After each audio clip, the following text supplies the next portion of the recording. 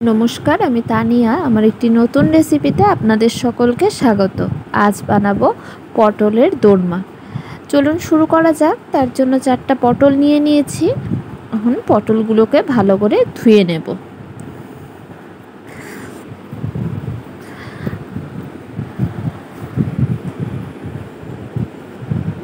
ধোয়া হয়ে গেছে। এখন পটলগুলোর আগা এবং গোড়ায় অল্প একটু করে কেটে নেব।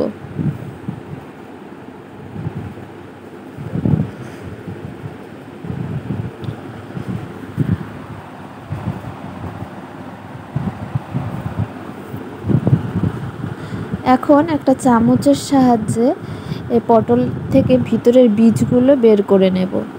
মনে রাখতে হবে এই কাজটা কিন্তু খুব ধীরে ধীরে করতে হবে। বেশ কিছুক্ষণ সময় নিয়ে তাড়াহুড়ো করলে কিন্তু পটলটা ফেটে যেতে পারে। সুন্দর করে বের করে নেব। আর একটা জিনিস মাথায় রাখতে হবে যেন পেছন থেকে ফুটো না হয়ে যায়।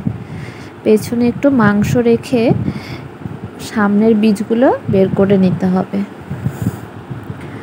এখন মশলা করা যাক। তার জন্য নিয়েছি কিছু কাঁচা পাকা লঙ্কা, হলুদ গুঁড়ো, লবণ, নিয়ে নেব ওই বীজগুলো পটলের, ধনে গুঁড়ো, জিরে গুঁড়ো, রসুন, আদা। এখন এগুলোকে একটা পেস্ট করে নেব। এদিকে কড়াইতে দিয়ে দিয়েছি তেল, তাতে একটু লবণ আর একটু হলুদ দিয়ে নেড়ে ছেড়ে এখন ওই পটলগুলো ভেজে নেব। পটলগুলোকে হালকা করেই ভেজে নেব, ডিপ ফ্রাই করা যাবে না, তাহলে কিন্তু পটলের ভেতরে পুর ঢুকানো যাবে না।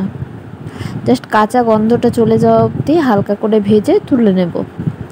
এখন ওই তেলেই একটা শুকনো লঙ্কা দিয়ে ভেজে নিয়ে এখন দিয়ে দেব কুচো করে রাখা পেঁয়াজ। পেঁয়াজটাকে কিছুক্ষণ সময় ধরে বেশ ভেজে নেব।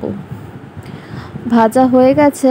এখন একটা বড় সাইজের আলু ম্যাশ করে রেখেছিলাম সেদ্ধ করে, সেটাকে দিয়ে ভালো করে ভেজে নেব।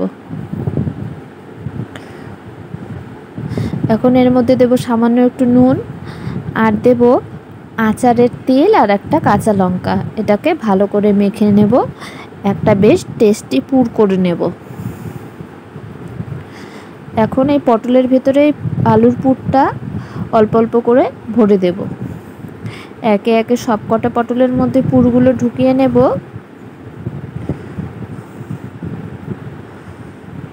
পটল আমাদের রেডি।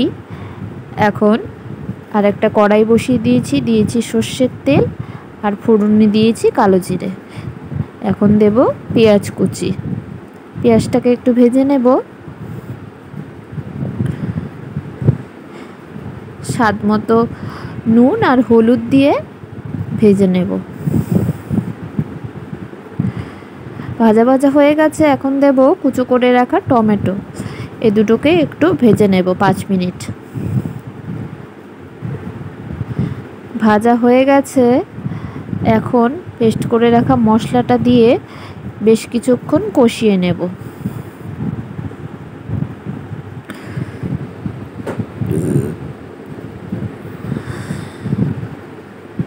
কষানো হয়ে গেছে। এখন ঝোলের জন্য জল দিয়ে দেব।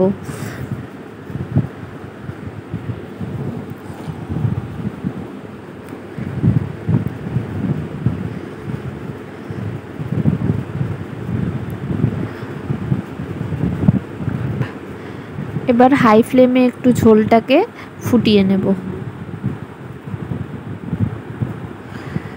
ঝোল ফুটে গেছে। এখন পটলগুলো ঝোলের মধ্যে দিয়ে মিডিয়াম ফ্লেমে সেদ্ধ করে নেব, পটলটা যেন সেদ্ধ হয়ে যায়।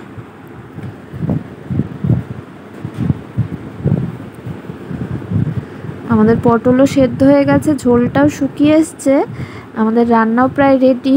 এখন গরম মশলা উপর থেকে ছড়িয়ে নেড়ে চেড়ে নামিয়ে নিলেই তৈরি আমাদের পটলের দোরমা। অসাধারণ একটি রেসিপি। আশা করছি আপনাদের ভালো লাগবে। ভালো লাগলে কিন্তু লাইক এবং কমেন্ট করতে ভুলবেন না। আর আমার চ্যানেলে যদি নতুন হয়ে থাকেন, চ্যানেলটিকে অবশ্যই সাবস্ক্রাইব করবেন। এই রেসিপিটা কিন্তু আপনারাও বাড়িতে একবার ট্রাই করতে পারেন, দেখবেন খুব ভালো লাগবে।